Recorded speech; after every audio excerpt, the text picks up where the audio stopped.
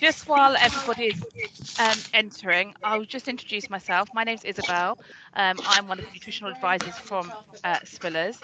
I was just laughing because I noticed my colleague Sarah and I have just managed to set the same background of each other, which I think is perhaps indication that we are.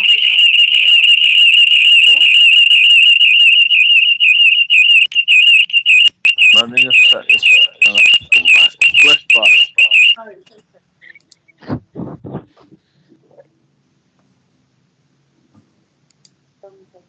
She's muted herself.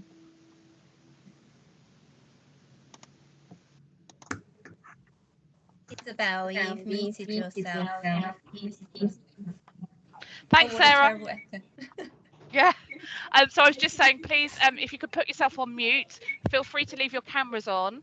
But if you are struggling with connection, sometimes you might find turning your camera off can help you be able to follow the webinar without losing connection.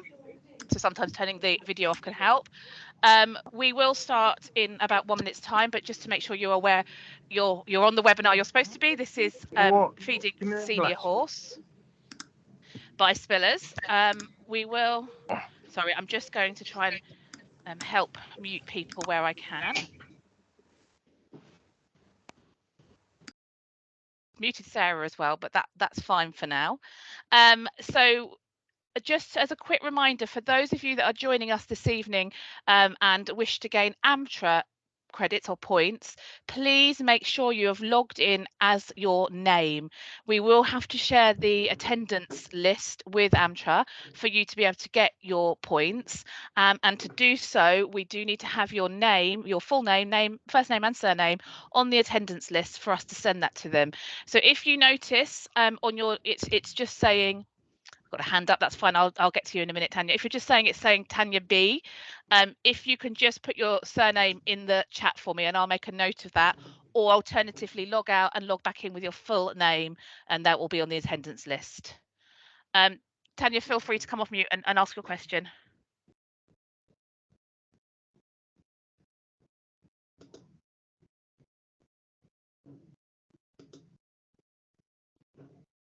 You are off mute, I can see. Oh, just okay, perfect. So at the end of the webinar, you will receive the questionnaire where you can again, I believe on that questionnaire, add your AMTRA code. I will make a note of all those on the chat as well, though, just to make sure we've got it. But we just want to cover all bases to make sure there's nobody that doesn't get their points that should get their points. So again, just to welcome those people joining, we've got 74 people in the meeting now. This is our Spillers Senior Feeding the Senior Horse webinar by Sarah Nelson, who's our senior nutritionist at Spillers. There will be the opportunity to ask questions in the chat throughout the webinar and then live at the end. Just to let you know, this webinar is being recorded. So hopefully everybody's aware of that, and the recordings will be available and sent out to everybody again following sort of within 24 hours, as long as I can get the videoing skills to the webinar recordings to work. We've got up to 81. We maybe just give it 1 more minute to give me a chance to get in the chat and make a note of all those AMTRA names and numbers, which is great, thank you. It just makes sure that we've got everything we need. Sarah, is there anything you wanted to add? You're on mute. No, that's fine. Thank you, Isabel. It's just the full name from everybody that's hoping to get CPD points is all that we need. We are allowed, Isabel, to save you scribbling if we have this chat, access to this chat at the end, we can take snips and screenshots from the chat. Okay, perfect. Just to save you scribbling frantically before we get started. That's fine. So once again, I'll just welcome everybody to the Spillers Feeding the Senior Horse webinar. Please make sure that you remain on mute throughout the webinar, but use the chat to ask any questions. That's my role, is to try and keep up with your questions on the chat. There will be the chance to ask questions live yourself, come off mute, come on the camera, or whatever you wish. At the end, if you're welcome to stay on your cameras throughout the webinar, but if anybody does have any connection issues, sometimes turning your camera off can help. We are recording this evening's webinar, so just be aware of that. And the last reminder on AmTra is we do need your full name to be able to get your attendance across I'm really worried. Alistair's just popped up and he looks like he's been in the wars. I just like literally was in. You're on mute, Alistair, but I hope you're okay. And I'm top marks for getting here with obviously a head injury. Yeah, I had an operation on my ear yesterday. So. Oh, very, very well done for being here. It was only that your face popped up right in front of me. I thought, oh God, I hope he's not fallen off a horse or got kicked in the head or anything. Did you say that you need my full name? For the AmTra points, if that's what you wish to have, then yes, pop it in the chat for me, please. Okay, thanks. There's one hand up, I think, Isabel. I don't know if that's an AmTra question or a... I can't see who it is, so whoever's got their hand up, if they'd like to pop themselves off mute, feel free.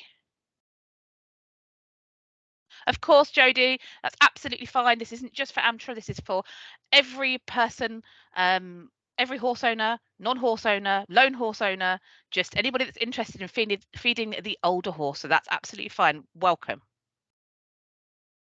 Right, I think we should get started, Sarah. Okay, Oh, just bear. The hand was Ageless Equines, I believe. I love that name, Ageless Equines. Did you have a question, Ageless Equine?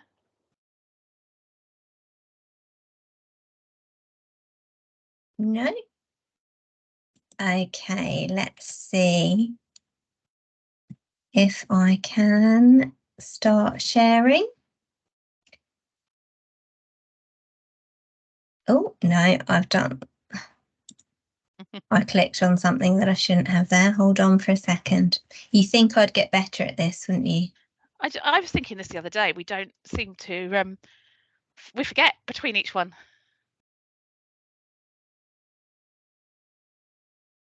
It's disappeared completely. Bear with me for one moment. I'm not going to click anything once it's on the screen.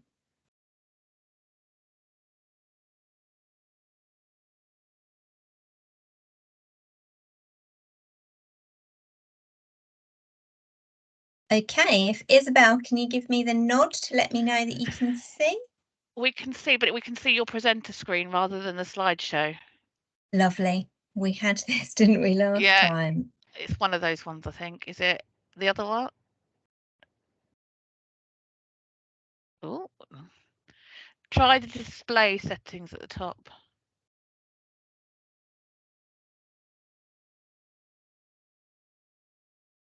You think that one maybe? Try it.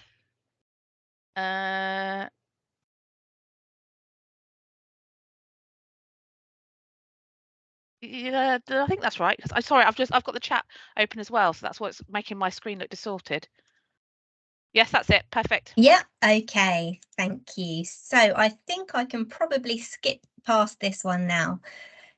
Just one last reminder, the CPD points are only for AmTra, RAMAs and SQPs. Unfortunately, we're not able to offer you CPD points for any other organisation at the moment.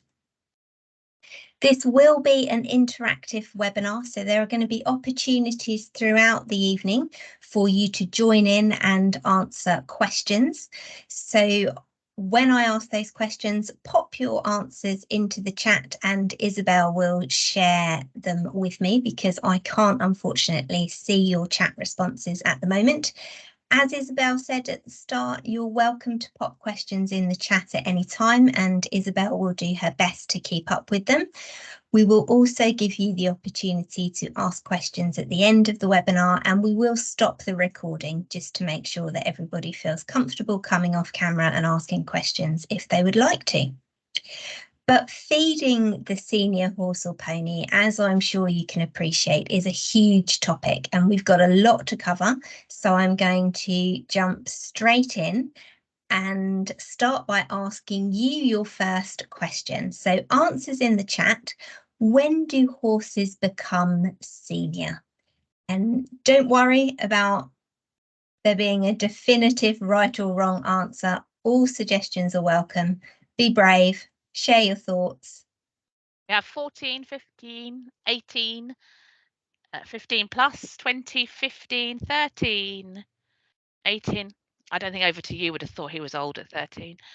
No. 15, 20, 16, 18 plus, 20. It's really interesting, this. 20 plus, 15 or 16. 15 seems to be the one that's coming up the most. Okay, but quite a lot of variation, which is really interesting. So aging can be measured in one of three ways. There's chronological age, and that's simply the horse's age in years. Physiological age uses markers of aging and is probably or perhaps the most accurate way of measuring aging, but it's an area that's still subject to an awful lot of research. And there's also demographical age, and that's the age at which there's 25% survivorship within the overall population.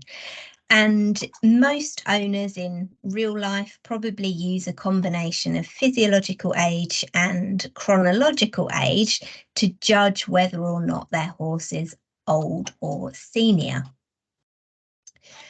Back in 2022, we invited horse owners to complete our senior horse survey and we got some really interesting data from that. And 65% of respondents in that survey classed horses to be senior at 20 plus. And there were some other really interesting stats to come out of this survey as well. So almost 63% of senior horses were in ridden work, although around about 73% were considered to be in light work or slowing down. And just over half of respondents had had their senior horse for 11 years or more, and over 99% of those senior horse owners intended to keep their senior horse for the rest of their life.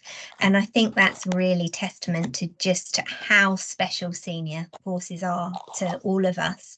Seniors hold a special place in our hearts here at Spillers, and I think I can probably speak for Isabel as well when I say that senior horses and ponies are probably one of our favourite areas to talk about.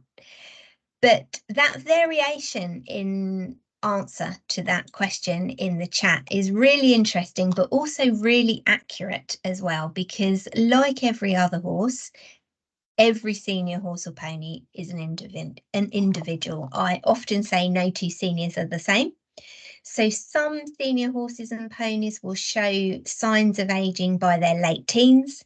You might have, for example, a competitive dressage horse not reaching the peak of their career until their mid-teens. Some seniors are leading healthy and active lives well into their 20s or even 30s. And this means that there is no one-size-fits-all approach to either feeding or management. When it comes to diet, changes may not be necessary at all for some horses. So at certain points. So there's not a specific age at which you must introduce a senior feed or start changing your horse's diet.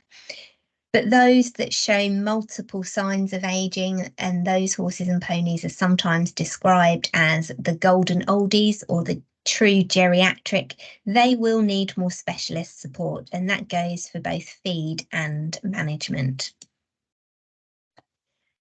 Something that you may be aware of is that as a brand, Spillers, some of our team, we take part in scientific research as part of our commitment to making a better world for horses. And senior horse care and nutrition is an area of key importance to us. And we've actually been collaborating on senior horse research for over 20 years now. And so I thought I'd share a few findings from that scientific research with you. And something that comes up, sometimes people ask us, is about the horse's ability to digest nutrients as they age, because you might assume that as they get older, their ability to digest nutrients is compromised. And there was research in the 1980s that suggested, for example, that older horses might not be able to digest protein as efficiently.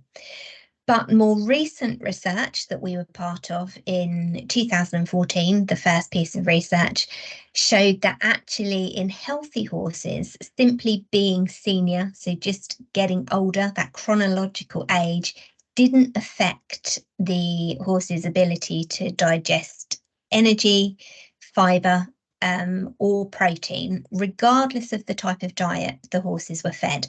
So some of the horses in the study were fed hay only, some were fed hay plus a feed based on fibre and oil, and others were fed hay plus a feed based or high in starch and sugar. And then a follow-up study later showed that there was also no effect of age on mineral digestibility. Now, that's not to say that in certain circumstances, senior horses and ponies might not benefit or require a higher level of nutrients than their younger companions.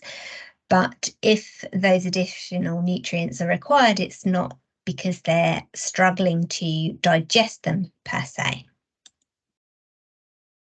Something else that we've looked at, and an area that's quite popular at the moment, is gut microbes. And in healthy horses, we found that aging is associated with a reduction in the diversity of hindgut microbes. And this may explain why senior horses are sometimes more sensitive to changes in diet, because as they age, there's less diversity in their hindgut microbes. Interestingly, though, when we repeated this research in ponies of a similar age, fed the same diet and managed in the same way, we didn't see the same reduction in diversity. And although the reasons for that are still not clear, it might suggest that ponies age later than horses, which is something that probably as horse owners you may have witnessed in practice yourself. So we said at the start that every senior horse is an individual, and it's important to acknowledge that not all seniors are prone to weight loss. And in fact, obesity can be just as much of a problem in senior horses as it is in younger adult horses. And obesity, I'm sure you know, comes with a number of health and welfare risks in any adult horse.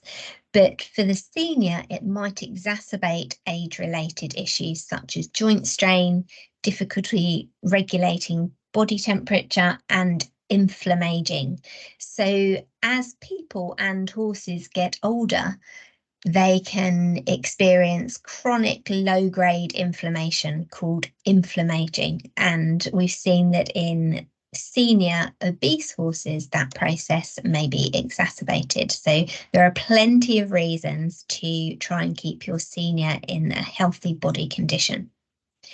So if you do have a senior horse or pony that's prone to weight gain, a balancer is a really good way to provide the essential nutrients, so vitamins, minerals, and amino acids or quality protein needed to balance forage, because even though forage, whether that be grass, hay, haylage, a combination of the two or three, even though forage can easily meet or exceed calorie requirements for many horses, it's very unlikely to provide a balanced diet. So it is important that we provide those nutrients elsewhere. Because of the low feeding rate, which is typically 500 grams per day for a 500 kilo horse, if you're using a pelleted feed balancer, they provide limited calories, starch and sugar per daily serving. And depending on the balancer you choose, some include added functional ingredients like joint or digestive support as well. Now, as I said, feeding senior horses is a huge topic, and we could probably do a whole webinar just on feeding the senior good doer. So the tips that I'm sharing with you now about managing good doers and forage for good doers are really sort of some of the key headlines. We have got another webinar coming up this year in the spring about managing good doers. So if you're particularly interested in this area, do sign up for that webinar. And of course, you can contact the care line at any time for more specific advice on any of the subjects that I'm covering tonight. But a few tips to help get you started if you are tackling weight gain in your senior horse or pony. Restrict grazing. So think about using a grazing muzzle or strip grazing, for example. You can try feeding soaked hay. Soaking helps to reduce the sugar content, although it doesn't guarantee suitability for laminitis, but less sugar, of course, means fewer calories. If you're feeding a hay replacer because your horse or pony has poor teeth, check the energy or the calorie content of that hay replacer. Some hay replacers will be classified as low calorie and perhaps contain a similar amount of calories as a sort of average meadow hay. Others may be significantly higher in calories and be more on a par with spring grazing. So it is really important to check that. Consider whether other issues may have an effect on what determines the most appropriate weight management strategy. For example, if you've got a senior horse or pony with arthritis in their neck, pulling hay from a hay net could be particularly uncomfortable. So for that senior horse or pony, using multiple double layered hay nets to slow eating time, for example, may not be the most suitable strategy. So do think about your individual horse or pony when you're considering those more general weight management tips. And although ideally we like to look for ways to reduce the calorie density of our forage, for example, by soaking hay to reduce the calorie content, some horses or ponies that are prone to weight gain do need to have the amount of forage that they eat restricted. And if your horse or pony falls into that category, it's important generally in most cases not to restrict to less than 1.5% of their current body weight, not their ideal body weight, on a dry matter basis per day. Now that word, or two words, dry matter, often cause a lot of confusion, but they are really important, particularly if you have a horse or pony that you're concerned is not eating enough, or if they're on restricted rations. And the reason it's so important is that all forage, even dry hay, contains some water. So for every kilo of hay that you weigh out, up to 15% of it will be water, and that water doesn't count towards your horse's forage intake. So those of you that are quick at maths and like numbers will have quickly worked out that 1.5% body weight is 7.5 kilos for a 500 kilo horse. But if you weighed out 7.5 kilos of hay, about a kilo of that would be water. So your horse would actually only be eating around 6.5 kilos of hay. So in practice, what do? Based on your horse or pony having no grazing and you feeding dry hay, to ensure that they get 1.5% of their body weight in dry matter, you actually need to weigh out 1.8% of their body weight. If you're going to soak your hay before you feed it, then you need to increase the amount by about 20% as a guide. And if you're feeding haylage, you need to weigh out even more still.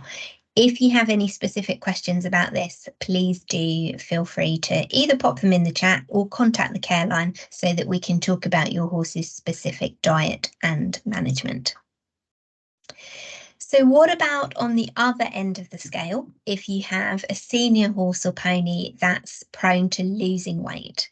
Well, one of the important things you need to do first is consider or identify the cause of that weight loss. And in some cases, losing weight might simply be a result of not consuming enough calories. But it's important to remember that it could also be down to an underlying clinical condition or a dental issue, perhaps getting too hot or too cold, a loss of appetite. Now, if loss of appetite is a problem, of course, we need to question why that is, and also changes in herd dynamics or getting bullied. And we're going to touch on all of these things later. But if we're talking about healthy horses that are senior and prone to losing weight, what tips can I share with you? Well, just like a younger horse that's prone to losing weight, you need to start by basing the diet on forage and ideally providing as much as they will eat. If you have got a senior horse or pony with poor teeth, they will need a hay replacer to replace that forage. But providing as much as they will eat is only going to be of maximum benefit if they choose to eat enough. So if your horse or pony is losing weight, it's often worth monitoring how much forage they're actually eating. Now, of course, this isn't possible with grass, but if you're feeding hay or haylage, for example, you can weigh how much you give them and weigh how much is left in a 24-hour period. And ideally, you'd want to do that for 3 to 5 days. Haylage is not automatically higher in calories or other nutrients for that matter than hay, and balancers are not conditioning. So regardless of whether they say things like light, senior, original on the bag, regardless of the manufacturer, balancers, except stud balancers, they're slightly different, but all balancers provide a very limited amount of calories, really negligible in terms of your horse's total diet when you feed them at the recommended amount. So a balancer will not help your horse or pony gain weight. Feed small meals. Feeding large meals can cause lots of problems, and it's easy or tempting perhaps to just simply feed more and more in each meal if horses are underweight, but that can have consequences on digestive health. So keep meals to a maximum of 2 kilos in total, and that's the unsoaked weight if you're feeding something like a mash for horses and less for ponies. And choose feeds containing low or restricted amounts of starch and sugar, and look for feeds high in oil as opposed to cereal starch for providing calories. So another piece of research that we did showed us that senior horses healthy senior horses, so not seniors with PPID or a history of laminitis, but even healthy senior horses may have an exaggerated insulin response to consuming starch and or sugar. So that suggests to us that it may be beneficial to at least restrict the amount of starch and sugar you feed for any senior horse or pony, even if they're not prone to conditions such as laminitis. So why is it that oil is such a good alternative to cereal grains when it comes to weight gain? So weight for weight, gram for gram, oil is approximately 2.5 times higher in energy compared to cereal grains. 300 mils of oil, for example, provides about the same amount of calories as a kilo of oats. All oils provide a similar level of energy, around 3.5 megajoules per 100 mils, and oil is starch and sugar free. And of course, feeding oil on top of feed, for example, for some horses can be a useful way of increasing the calorie content in that meal without increasing the volume of feed in the bucket. But if you are going to feed oil from a bottle, pour oil on top of your current feed, there are some really important things to take into consideration. One is to make sure that the diet provides enough vitamin E, because high oil diets need to be balanced with additional vitamin E. And the best way to do that really is to speak to a nutrition advisor so that they can look at the amount of oil you're feeding and the amount of oil in your horse's base diet, as well as the amount of vitamin E in their diet, to see whether or not you need to add a supplement. Introduce oil gradually and make sure it's fresh. So as a guide for horses, we generally say around 100 mils per week. And the freshness is really important, especially in hot weather. Oil can easily go rancid. In terms of how much oil you can feed, a good rule of thumb is up to 100 mils per 100 kilos of body weight per day on top of your feed. So that equates, of course, to 500 mils per day for a 500 kilo horse.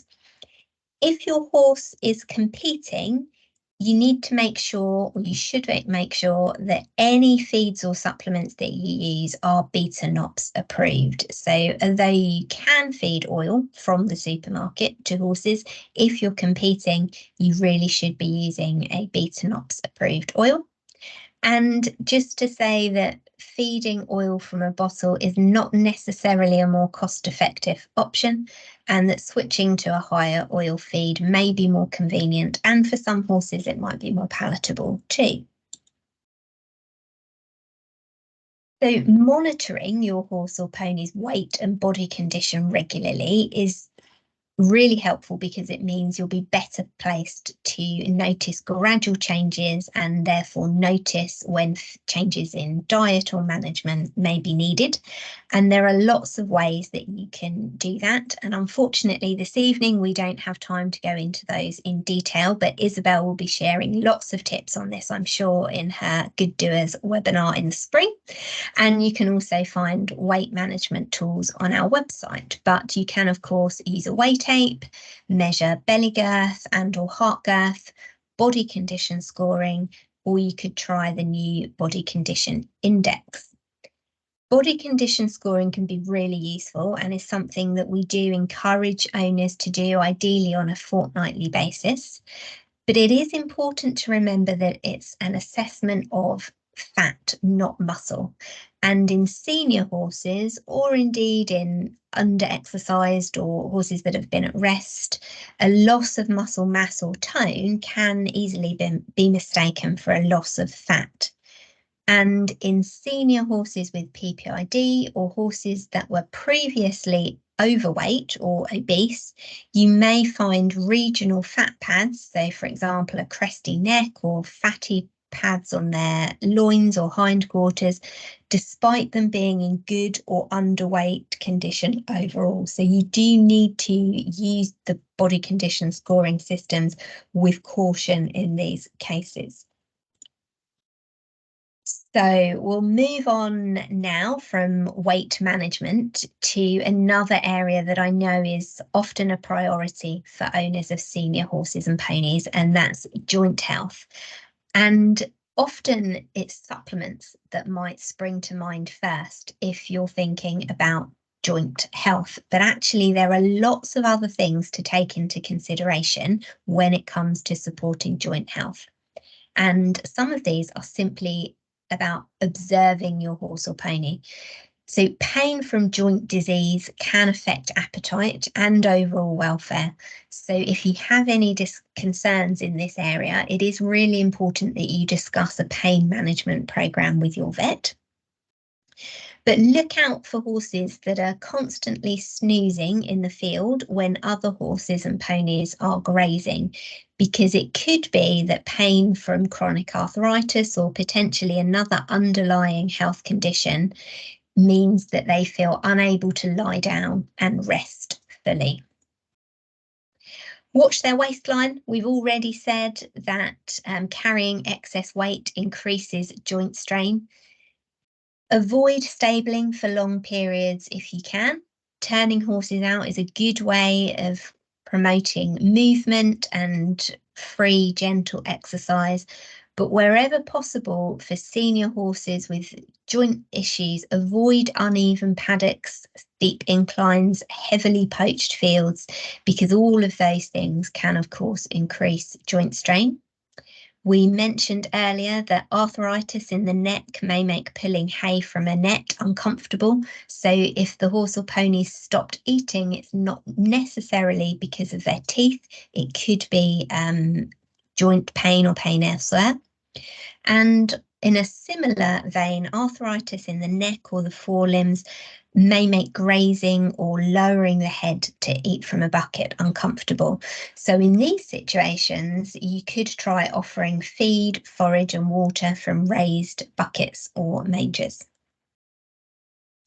Supplements may help to support joint health, but the advice of if it sounds too good to be true, it probably is, applies here. It's also worth noting that supplements can't cure, prevent or treat disease, and it is actually illegal for manufacturers to make claims that suggest or imply that supplements can do that. So watch out for those.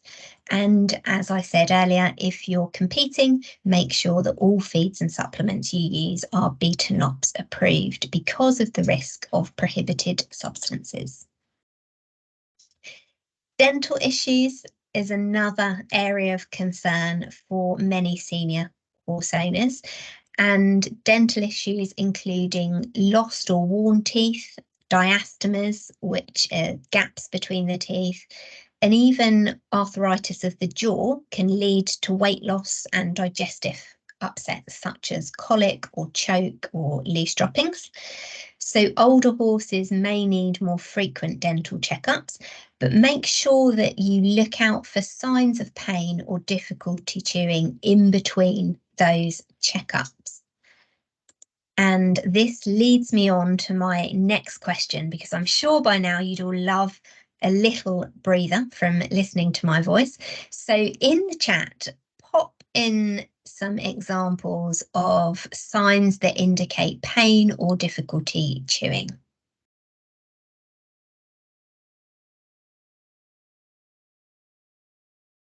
Oh, Isabel looks impressed. Would help if I came off mute. Quidding is the number one answer coming up. Nothing else yet, just quidding. Okay. Any others? Stretching their jaw or wind sucking. Excessive slobbering. Pelleted for loss of appetite. It's been a long day. Pelleted forage left in the bucket. Somebody's asking what's quidding. I'm sure Sarah's going to cover that in a minute. Good question. Bleeding gums, hay balls, struggling to eat long forage. I'm interested in the one that I would normally say hasn't come up. Ah, okay. Well, avoiding a bit, choke, and somebody else has asked what's a hay ball, so maybe you'll cover that when you talk about quidding. So we had some really good answers in the chat. Thank you, everybody. So on my list, and there may well be some more, we've got weight loss. Quidding is a term used to describe dropping feed from the mouth, and that may be balls of feed or forage. Sometimes people have all sorts of names for them. And something that Isabel and I have found in practice more than once is that don't assume just because you can't find balls of chewed up feed on the ground that it's not happening, because we have been told or witnessed other horses helpfully hoovering up those balls of partially chewed up feed. So they can be missed because field companions are very happy to eat the food that their senior companions drop because they're unable to chew it. Digestive issues like choke or colic or loose droppings, and loose droppings in regards to dental issues can be because the horse isn't able to consume enough fibre. We see those loose droppings. Reluctance or refusal to eat, bad breath, facial swelling, always chewing on one side. Think about if you've got toothache yourself and you're trying to eat your dinner and you're desperately trying to eat on the other side. Long fibre or whole cereal grains, undigested feed in the droppings, and reluctance to accept the bit or changes in ridden behaviour. So it's really good to familiarise yourself with those signs so that you can spot them early.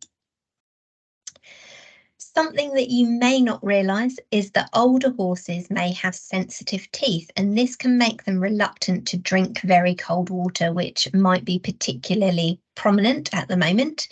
So you can try adding hot water to your water buckets to take the chill off, and you can try using warm water to mix or soak your feeds. And remember that reduced water intake is a risk factor for colic. Hydration isn't just a summer concern. So if you've got a horse or pony with poor teeth and they're unable to manage long fibre, and that is a term that's used to describe grass, hay and haylage, but of course some horses and ponies can still manage to eat grass, but they're not able to eat hay or haylage, they will need a full or partial forage replacer, often called a hay replacer. Short chop fibres or chaff is generally unsuitable for horses with diastemas, that's those abnormal gaps between the teeth. And horses and ponies with very poor teeth may need 100% of their diet to be replaced with a mash. Where possible, when you're choosing a hay replacer, include some short chop fibre to promote chewing. Remember, horses have a physiological and a psychological need to chew. So if they are still able to chew some short chop fibre, it's ideal to include some in their diet. If your senior horse or pony doesn't have access to grazing, ideally hay replacers should be divided into a minimum of 4 meals to avoid long periods without forage. And you may need to consider separating senior horses fed hay replacers from companions at meal times to prevent sharing or bullying.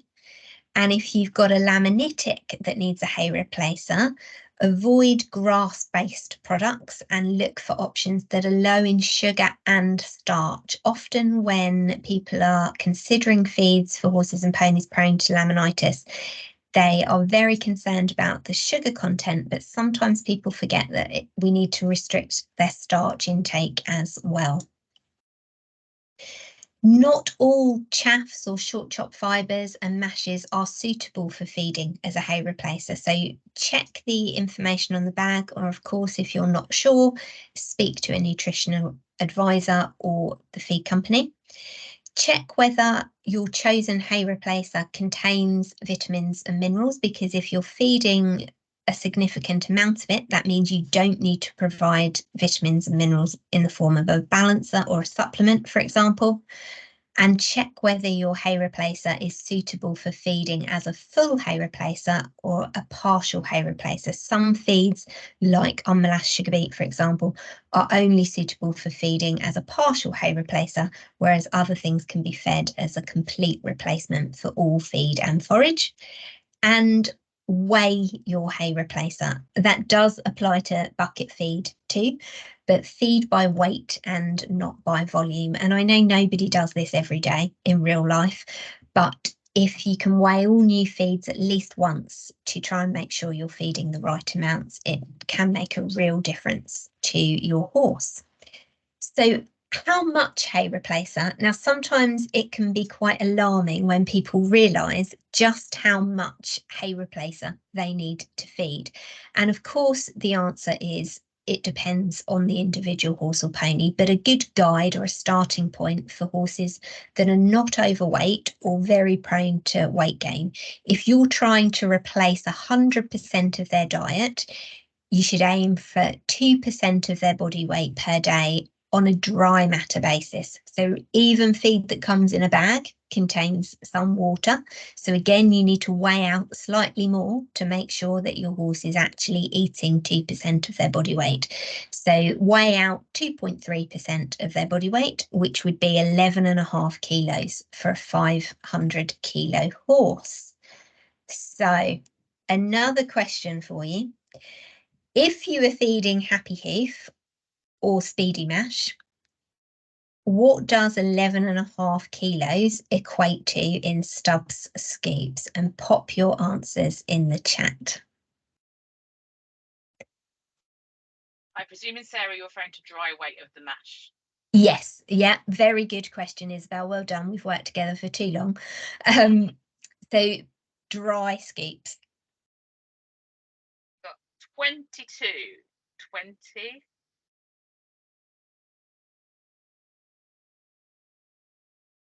Lee Ann was the very brave one that went in first. Well done. We like brave people. Alistair says no idea.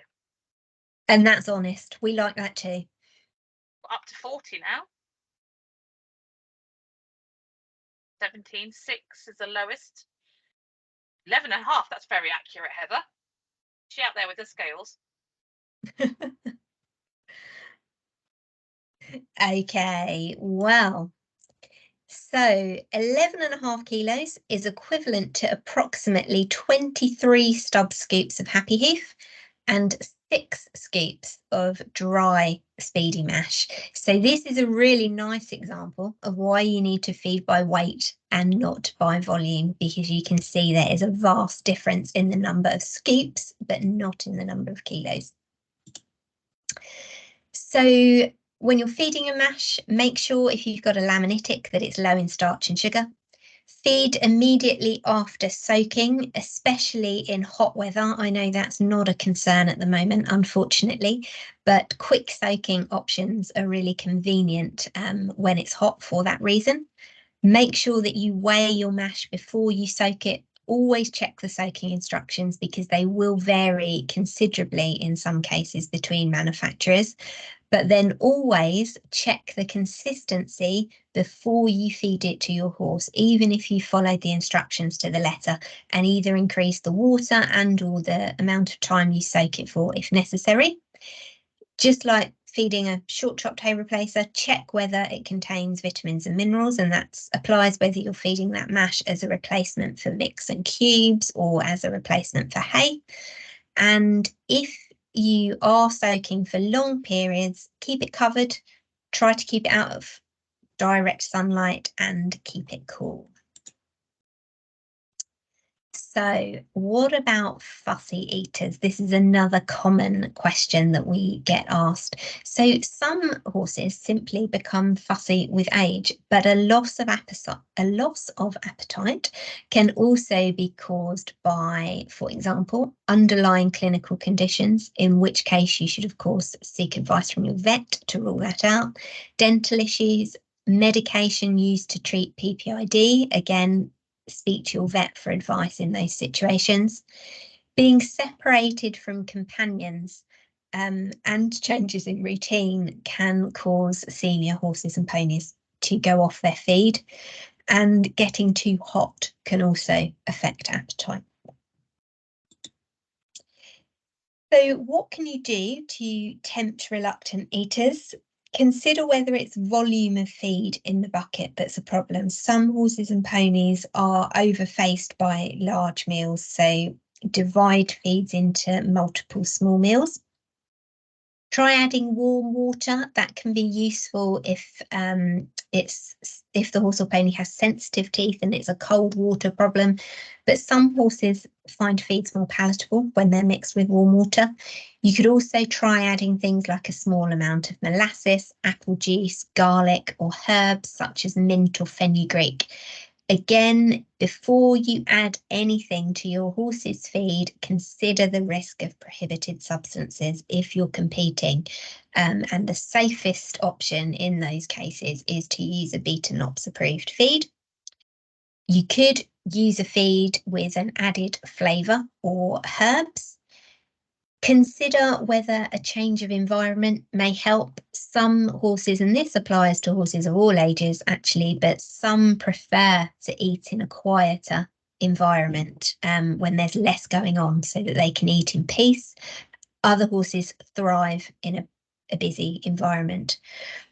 And consider things like herd dynamics and preferences. So as I said on the previous slide, senior horses can go off their feed sometimes if they're separated from long-standing companions. So is that lack of appetite to do with either feeling threatened by more dominant horses or missing a companion. Another opportunity for you to answer a question. You see they're coming thick and fast now because I know I've been talking to you for a long time and I want to make sure you're still awake. So what is PPID also known as? And again, pop your answers in the chat, please. Shout out to Janet Smith, who was first in with Cushing. Well done, Janet. Everybody saying Cushing's or Cushing's disease. Excellent. These are a very knowledgeable group, Sarah. They are a knowledgeable group.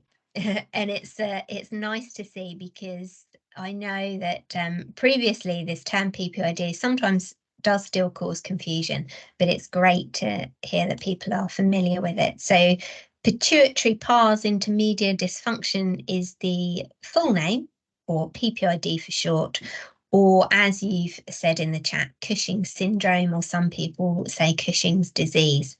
So horses and ponies with PPID may be at an increased risk of laminitis, especially if they are insulin dysregulated. It's also important to discuss an appropriate worming programme with your vet, because seniors with PPID may have increased fecal egg counts and they may need more frequent monitoring and or treatment.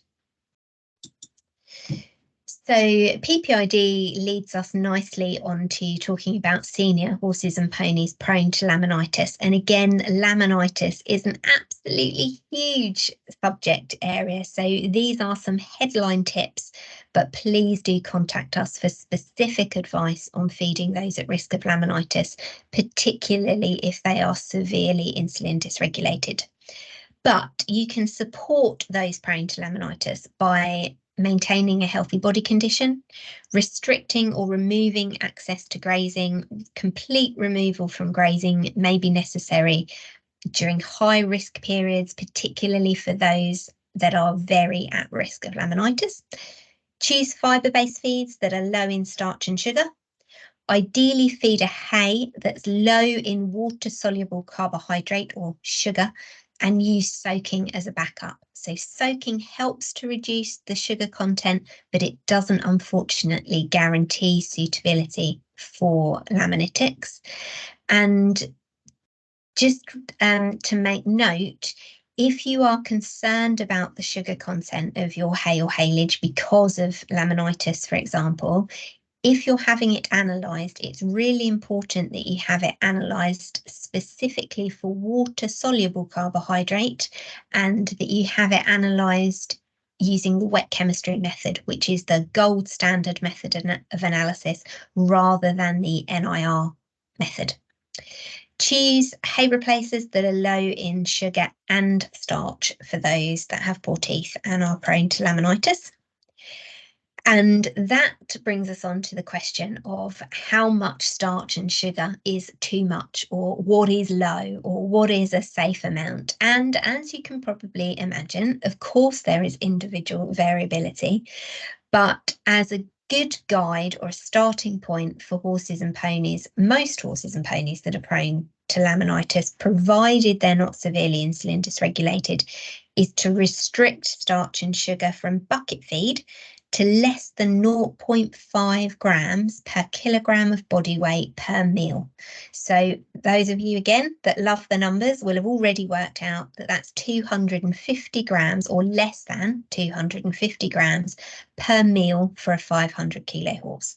If you had a 600 kilo horse, you'd be wanting to feed less than 300 grams per meal. If you had a 300 kilo pony, you'd be looking to feed less than 150 grams of starch and sugar per meal. It's getting late.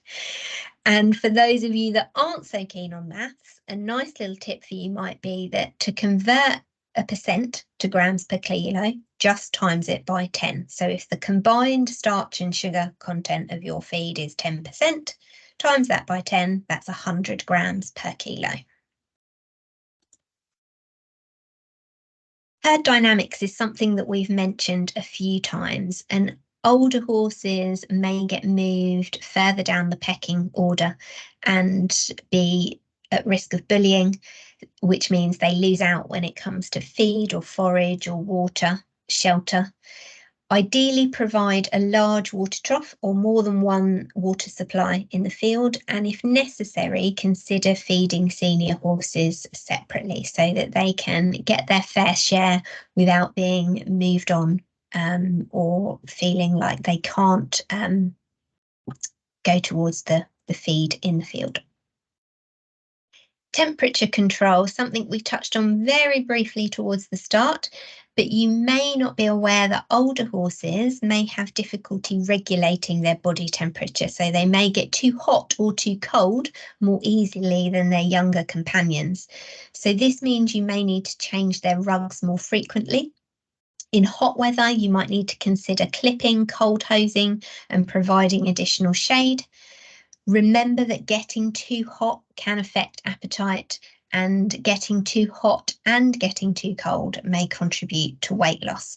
So the message here is about rugging appropriately for the individual horse or pony.